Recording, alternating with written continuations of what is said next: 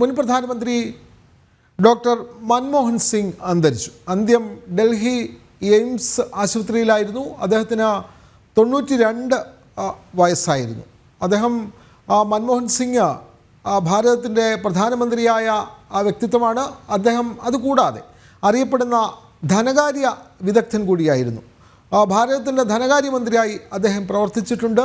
പിന്നീടാണ് അദ്ദേഹം പ്രധാനമന്ത്രി പദത്തിലേക്ക് എത്തുന്നത്. ആഗോളതലത്തിൽ തന്നെ ശ്രദ്ധിക്കപ്പെടുന്ന ധനകാര്യ വിദഗ്ധൻ കൂടിയാണ് അന്തരിച്ച കോൺഗ്രസ് നേതാവ് ഡോക്ടർ മൻമോഹൻ സിംഗ്. അദ്ദേഹം രാജ്യസഭയിലൂടെയാണ് പാർലമെൻറ്റിൽ അംഗമായ ശേഷം അദ്ദേഹം പ്രധാനമന്ത്രിയാവുന്നത്. ലോക്സഭയിലേക്ക് അദ്ദേഹം മത്സരിച്ചിരുന്നില്ല. അദ്ദേഹം രാജ്യസഭയിലൂടെയാണ് പാർലമെൻറ്റിലെത്തി പ്രധാനമന്ത്രി പദത്തിൽ എത്തുന്നത്. അദ്ദേഹം അവതരിപ്പിക്കുന്ന അല്ലെങ്കിൽ അദ്ദേഹത്തിൻ്റെ സാമ്പത്തിക നയങ്ങൾ ആഗോളതലത്തിൽ തന്നെ ചർച്ച ചെയ്യപ്പെട്ടിരുന്നു. അത്തരത്തിൽ ഉള്ള ഒരു സാമ്പത്തിക വിദഗ്ധൻ കൂടിയായിരുന്നു ഡോക്ടർ മൻമോഹൻ സിംഗ്. അദ്ദേഹമാണ് വാർദ്ധക്യ സഹജമായ അസുഖങ്ങളെ തുടർന്ന് ചികിത്സയിലായിരുന്നു. 92 വയസ്സിലാണ് അദ്ദേഹത്തിൻ്റെ അന്ത്യം. കൂടുതൽ വിവരങ്ങളുമായി ഡൽഹിയിൽ നിന്നും ഗൗതം അനന്തനാരായണൻ ചേരുന്നുണ്ട്. ഡൽഹിയിലെ എയിംസിലായിരുന്നു അദ്ദേഹത്തിൻ്റെ മരണം. ഇപ്പോൾ അത് സ്ഥിരീകരിക്കുന്നുണ്ട്. മൻമോഹൻ സിംഗ്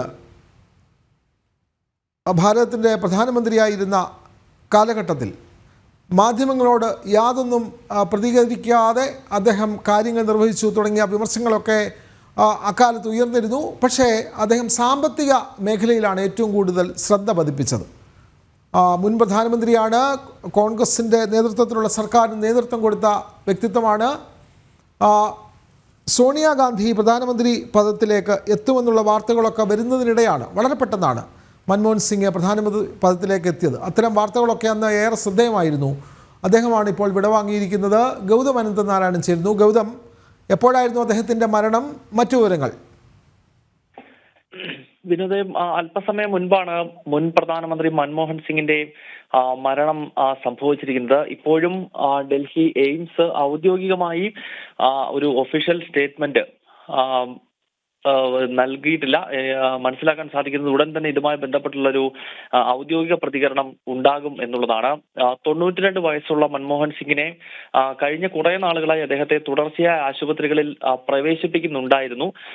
ഇപ്പോൾ എയിംസ് ഔദ്യോഗികമായി തന്നെ ഈ ഒരു റിലീസ് അയച്ചിരിക്കുന്നു. അതായത് 92 വയസ്സ് മുൻ പ്രധാനമന്ത്രി ഡോക്ടർ മൻമോഹൻ സിംഗ് അദ്ദേഹത്തിന്റെ മരണം ഔദ്യോഗികമായി സ്ഥിരീകരിച്ചുകൊണ്ടുള്ള all India institute of medical സയൻസിന്റെ റിലീസും ഈ ഘട്ടത്തിൽ വന്നിരിക്കുകയാണ്. അതായത് ഔദ്യോഗികമായ സ്ഥിരീകരണം ഈ ഘട്ടത്തിലാണ് വരുന്നത്. എന്നാൽ ഏതാനും മിനിറ്റുകൾക്ക് മുൻപ് തന്നെ നമ്മൾ ഉൾപ്പെടെയുള്ള മാധ്യമങ്ങൾ അദ്ദേഹം തന്റെ സുദീർഘമായ ഇഹലോകവാസം ഉപേക്ഷിച്ചു എന്നത് സംബന്ധിച്ചുള്ള വാർത്തകൾ നൽകി തുടങ്ങിയിരുന്നു. എന്നാൽ ഈ ഘട്ടത്തിൽ ഈ നിമിഷത്തിലാണ് എയിംസിന്റെ ഔദ്യോഗികമായിട്ടുള്ള പ്രതികരണം റിലീസ് പുറത്തു വന്നിരിക്കുന്നത്. അദ്ദേഹം കഴിഞ്ഞ കുറച്ചു നാളുകളായി വാർദ്ധക്യ സഹജമായ അസുഖങ്ങളെ തുടർന്ന് ചികിത്സയിലായിരുന്നു എന്നത് ശ്രദ്ധേയമാണ്. അതായത് ഇന്നിപ്പോൾ അദ്ദേഹത്തിന്റെ മരണം സംഭവിച്ചിരിക്കുന്നത് 9:51 അതായത് 9:45 കഴിഞ്ഞുള്ള സമയത്താണ് മൻമോഹൻ സിംഗിന്റെ മരണം സംഭവിച്ചിരിക്കുന്നത് എന്നാണ് ഇപ്പോൾ എയിംസ് പുറത്തിറക്കിയിട്ടുള്ള പ്രസ്താവനയ്ക്കകത്ത് ചൂണ്ടിക്കാണിക്കുന്നത്. മുതിർന്ന കോൺഗ്രസ് നേതാക്കൾ ഡൽഹി എയിംസിലേക്ക് ഇന്ന് രാത്രി തന്നെ എത്തും. നമുക്കറിയാം, നിലവിൽ കോൺഗ്രസിന്റെ വളരെ പ്രധാനപ്പെട്ട ഒരു ശിബിരം കർണാടകയിൽ നടക്കുകയാണ്. 2 ദിവസത്തെ ശിബിരമാണ്. നാളെ കോൺഗ്രസിന്റെ ജന്മവാർഷിക ദിനം കൂടിയാണ്, ഡിസംബർ 27. ഈ ഘട്ടത്തിൽ കർണാടകയിലാണ് ഇത്തവണ പ്രവർത്തക സമിതി യോഗം ഉൾപ്പെടെ നടന്നുകൊണ്ടിരിക്കുന്നത്. അതിനാൽ പ്രധാനപ്പെട്ട നേതാക്കന്മാരെല്ലാം നിലവിൽ ഉള്ളത് കർണാടകയിലാണ്. അതിനാൽ അവിടെ നിന്ന് വേണം എയിംസിലേക്ക് കോൺഗ്രസ് നേതാക്കൾ ഓരോരുത്തരായി എത്തിത്തുടങ്ങാൻ. അതിനാൽ തന്നെ ഈ കോൺഗ്രസിന്റെ നേതാക്കൾ എത്തിയതിനു ശേഷം മാത്രമാകും എപ്പോഴാണ് സംസ്കാരം നടത്തുക തുടങ്ങിയ വിഷയങ്ങളിൽ ഔദ്യോഗികമായ ഒരു അറിയിപ്പ് ലഭ്യമാകുക. BJP ദേശീയ അധ്യക്ഷൻ JP നഡ്ഡ ഇപ്പോൾ എയിംസിലേക്ക് എത്തിയിരിക്കുന്നു. അദ്ദേഹം മുൻ പ്രധാനമന്ത്രി മൻമോഹൻ സിംഗിനെ അനുശോചനം രേഖപ്പെടുത്തുവാനും ഈ മരണ വാർത്ത അറിഞ്ഞതിനെ തുടർന്നാണ് ആരോഗ്യമന്ത്രി കൂടിയായിട്ടുള്ള JP നഡ്ഡ ഇപ്പോൾ എയിംസിലേക്ക് എത്തുന്നത്. എന്തായാലും പ്രമുഖ വ്യക്തികൾ ഓരോരുത്തരായി ഡൽഹി ഓൾ ഇന്ത്യ മെഡിക്കൽ സയൻസിലേക്ക് എത്തിക്കൊണ്ടിരിക്കുന്നതിന്റെ ദൃശ്യങ്ങൾ നമുക്ക് കാണാൻ സാധിക്കുന്നുണ്ട്. എന്തായാലും ഭാരതത്തെ സംബന്ധിച്ചിടത്തോളം ഒരു നഷ്ടമെന്ന നിലയിൽ കാണിക്കേണ്ടതുണ്ട്. അദ്ദേഹം 10 വർഷക്കാലം ഭാരതത്തിന്റെ പ്രധാനമന്ത്രിയായിരുന്നു. UPA സർക്കാരിന്റെ കാലം തുടങ്ങുന്നത് 2004-ലാണ്. 2004 മുതൽ 2009 വരെയുള്ള കാലഘട്ടത്തിൽ ഒന്നാം UPA സർക്കാരും 2009 മുതൽ 14 മെയ് മാസം വരെ രണ്ടാം UPA സർക്കാർ, അങ്ങനെ 10 വർഷക്കാലം 2004 മുതൽ 14 വരെ ഒരു ദശാബ്ദ കാലഘട്ടം ഭാരതത്തിന്റെ പ്രധാനമന്ത്രി പദത്തിലിരുന്ന, അതോടൊപ്പം മുൻ പ്രധാനമന്ത്രി നരേന്ദ്രമോദി അധികാരത്തിലേറുന്നതിന് തൊട്ടു മുൻപ് ഭാരതത്തിന്റെ പ്രധാനമന്ത്രി പദത്തിലിരുന്ന വ്യക്തിയാണ് ഡോക്ടർ മൻമോഹൻ സിംഗ്.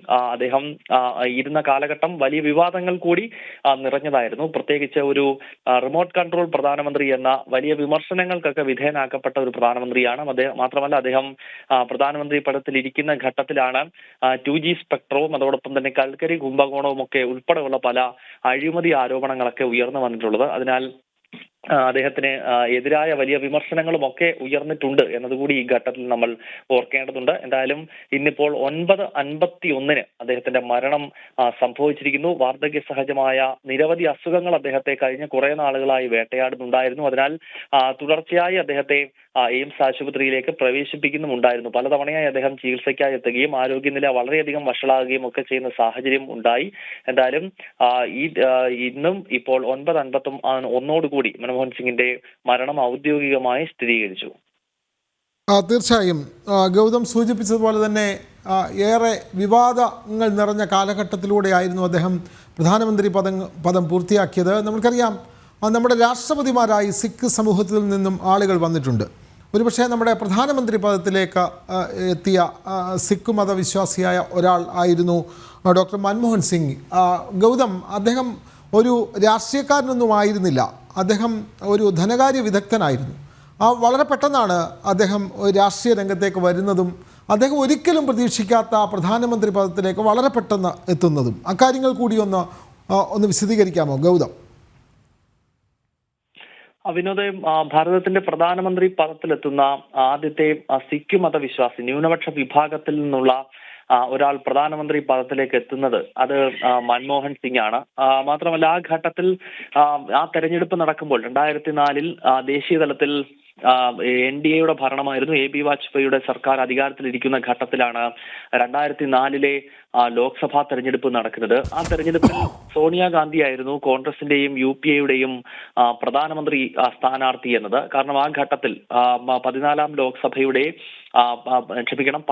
ലോക്സഭയുടെ പ്രതിപക്ഷ നേതാവും സോണിയാഗാന്ധിയായിരുന്നു. ആ കാലഘട്ടത്തിൽ കോൺഗ്രസിന്റെ അധ്യക്ഷ സോണിയയായിരുന്നു. അങ്ങനെ പ്രതിപക്ഷ നേതാവ് എന്ന നിലയിൽ കൂടി പ്രധാനമന്ത്രി പദത്തിലേക്ക് കോൺഗ്രസ് പരിഗണിച്ചത് സോണിയയാണ്. ആ തെരഞ്ഞെടുപ്പിൽ 145 സീറ്റുകൾ നേടിക്കൊണ്ട് കോൺഗ്രസ് പാർട്ടി അധികാരത്തിലേക്ക് എത്തി. ഒറ്റയ്ക്ക് കേവല ഭൂരിപക്ഷം ഉണ്ടായിരുന്നില്ല. പക്ഷേ പല മുന്നണികളുടെ സീറ്റുകൾ ഒരുമിച്ച് ചേർത്തുകൊണ്ട് 2004 അങ്ങനെയാണ് UPA രൂപപ്പെടുന്നത് തന്നെ. അതല്ലാതെ ഇന്ന് BJPക്ക് 2014-ലും 2019-ലും ലഭിച്ചതുപോലെ ഒരു വലിയ മൃഗീയ ഭൂരിപക്ഷമൊന്നും കോൺഗ്രസിന് 2004 ലഭിച്ചിരുന്നില്ല. 145 സീറ്റുകളാണ് കോൺഗ്രസിന് ഉണ്ടായിരുന്നത്. ബാക്കി വിവിധ സഖ്യകക്ഷികളെ ചേർത്തുകൊണ്ട് UPA മുന്നണി ഉണ്ടാക്കി. അങ്ങനെ പ്രധാനമന്ത്രിയാകാൻ തീരുമാനിച്ചിരുന്നതും പ്രധാനമന്ത്രി പദത്തിലേക്ക് എത്താൻ എല്ലാ അർത്ഥത്തിലും തയ്യാറെടുപ്പുകൾ സോണിയാഗാന്ധി നടത്തുന്നുണ്ടായിരുന്നു. പക്ഷെ അന്നത്തെ രാഷ്ട്രപതി ഡോക്ടർ APJ അബ്ദുൽ കലാം ഉൾപ്പെടെ എടുത്ത ചില നിലപാടുകൾ, അതായത് ഭാരതത്തിന്റെ നിയമം അനുസരിച്ച് സോണിയാഗാന്ധിക്ക് അക്കാലത്ത് പ്രധാനമന്ത്രി പദത്തിലെത്താൻ കഴിയുമായിരുന്നില്ല. കാരണം സോണിയാഗാന്ധിയുടെ മുൻകാല ഇറ്റാലിയൻ പൗരത്വം, അങ്ങനെയുള്ള ചില നിയമപ്രശ്നങ്ങൾ, പ്രത്യേകിച്ച് അത് സുബ്രഹ്മണ്യ സ്വാമിയാണ് APJ അബ്ദുൽ കലാമിനെ അക്കാര്യം ഓർമ്മിപ്പിക്കുന്നതും ചില നിയമപ്രശ്നങ്ങൾ ചൂണ്ടിക്കാണിക്കുന്നതും. അങ്ങനെ സോണിയയ്ക്ക് പ്രധാനമന്ത്രി പദത്തിലേക്ക് എത്താൻ കഴിയത്തില്ല എന്ന ബോധ്യം കൃത്യമായി തന്നെ ഉണ്ടായി. ഡോക്ടർ APJ അബ്ദുൽ കലാം ആയിരുന്നു അന്ന് രാഷ്ട്രപതി ഭവനിൽ ഉണ്ടായിരുന്നത്. അദ്ദേഹം ഇറ്റാലിയൻ പൗരത്വമുള്ള സോണിയയുടെ പ്രധാനമന്ത്രി പദത്തിലേക്കുള്ള കടന്നുവരവിനെ തടഞ്ഞു. ഈ ഘട്ടത്തിലാണ് ഒരു സമവായ നേതാവ് എന്ന നിലയിൽ സിഖ് വിഭാഗത്തിൽ നിന്നൊരു പ്രധാനമന്ത്രി ഉണ്ടാകട്ടെ എന്നത് സംബന്ധിച്ചുള്ള ചർച്ചകൾ ഉണ്ടാകുന്നത്. അതിന് മറ്റൊരു പ്രധാനപ്പെട്ട കാരണം നെഹ്റു പരിവാറിന് മേൽ എല്ലാ കാലഘട്ടങ്ങളിലും അടിയന്തരാവസ്ഥയ്ക്ക് സമാനമായി ഉയർന്നു വന്നിട്ടുള്ള മറ്റൊരു പ്രധാനപ്പെട്ട വിമർശനം എന്നത് 1984 രാജ്യ തലസ്ഥാനത്ത് കോൺഗ്രസുകാർ നടത്തിയ, പ്രത്യേകിച്ച് നെഹ്റു പരിവാറിന്റെ ആശീർവാദത്തോടെ നടത്തിയ സിഖ് വിരുദ്ധ കലാപമാണ്. ആയിരക്കണക്കിന് സിഖുകാരെ ഡൽഹിയിൽ ചുട്ടുകൊല്ലുകയും വെടിവെച്ച് കൊല്ലുകയും ഒക്കെ ചെയ്ത കോൺഗ്രസ് പ്രവർത്തകർ അഴിഞ്ഞാടിയ ആ സിഖ് കലാപത്തിന്റെ ഞെട്ടിപ്പിക്കുന്ന ഓർമ്മകൾ അത് എല്ലാ കാലഘട്ടങ്ങളിലും നെഹ്റു പരിവാറിനെ അലട്ടുന്നതാണ്. അതിനാൽ വളരെ തന്ത്രപരമായി സോണിയാഗാന്ധി അന്നെടുത്തൊരു തീരുമാനം, മൻമോഹൻ സിംഗ് ആണെങ്കിൽ അദ്ദേഹം ഗൗതം തുടരുക.